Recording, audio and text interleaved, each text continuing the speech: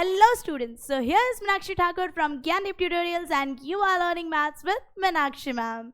So we are moving forward with exercise 3.2 word problem sums and this is part 4 video, that is of question number 4 of question 2 of exercise 3.2.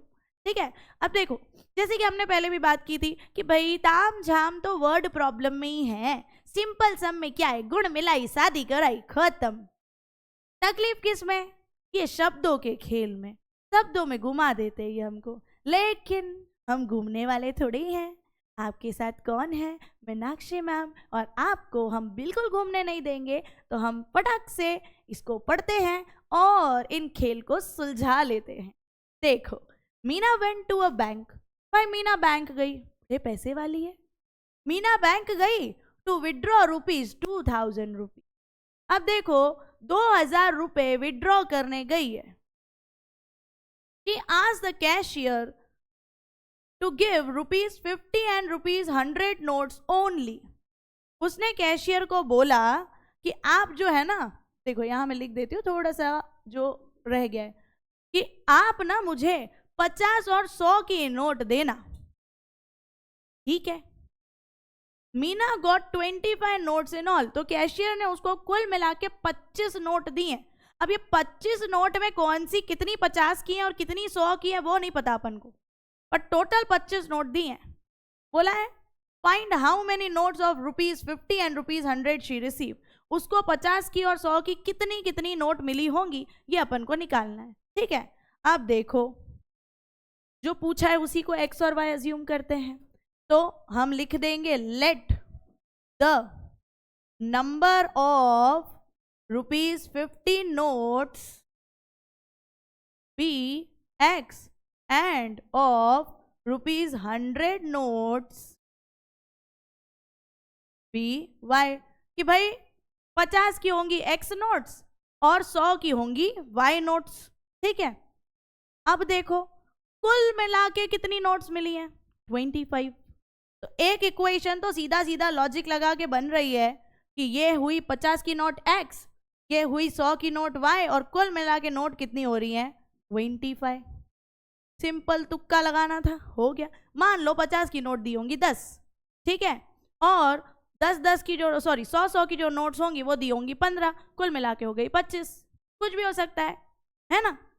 तो वही है कि हमें exact number नहीं पता ना कि 50 की नोट कितनी है और 100 की नोट कितनी है। तो हमने मान लिया कि x नोट 50 की, y नोट 100 की, कुल मिला के 25 नोट। अब दूसरा भी दिमाग ही लगाना है, इसमें डायरेक्ट इक्वेशन नहीं बननी। देखो बोला था मीना बैंक गई थी कितना रुपए विड्रॉ करने? 2000। आज मुझे अगर आपको 200 रुपए देने हैं, ठीक है, मानना मेरे को अगर आपको 200 रुपए देने हैं, मेरे पास 50 रुपीज की नोट्स हैं, तो मैं आपको कितने नोट दूं? 4 नोट्स, है ना। 4 × 50 200 हो जाएगा ना। मान लो मुझे आपको 500 रुपए देने हैं, मैं 100 की कितनी नोट दूं?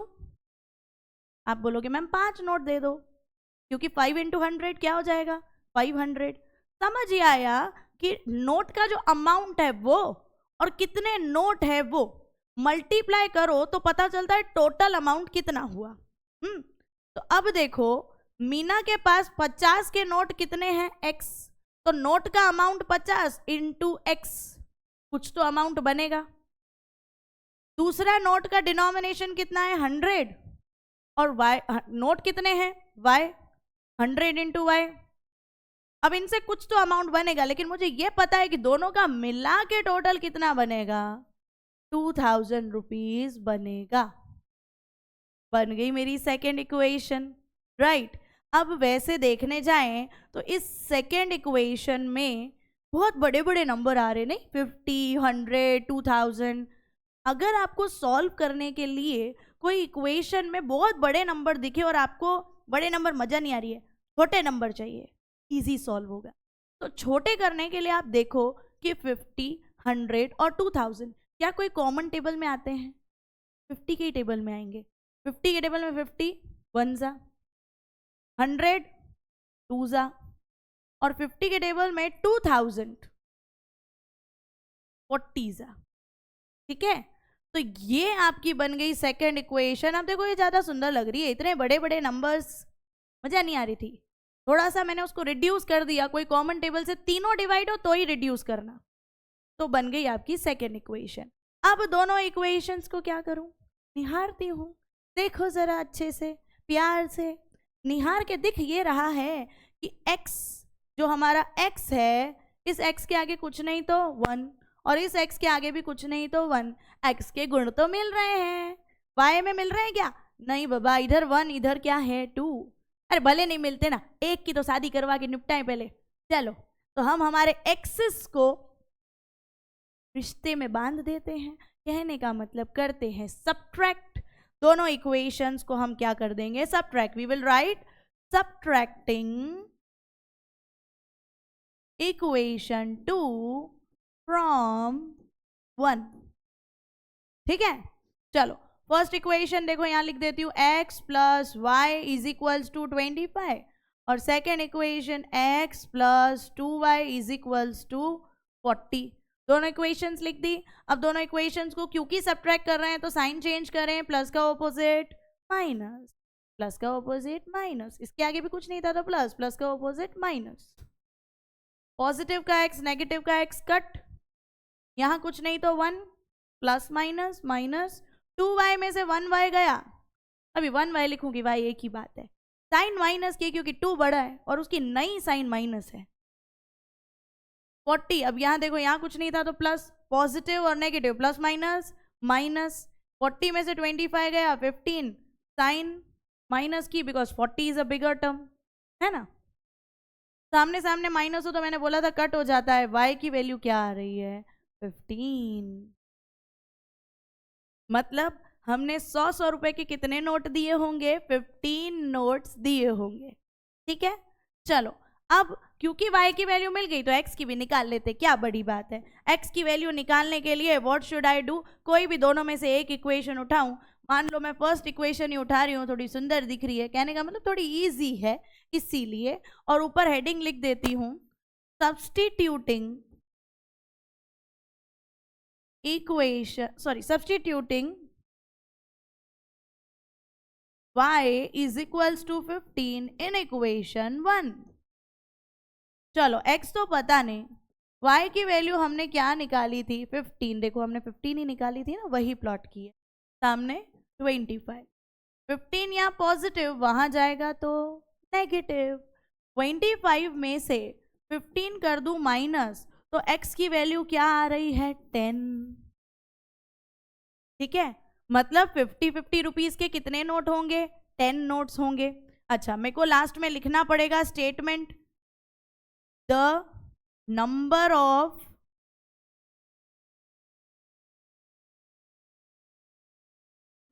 Of rupees 50 notes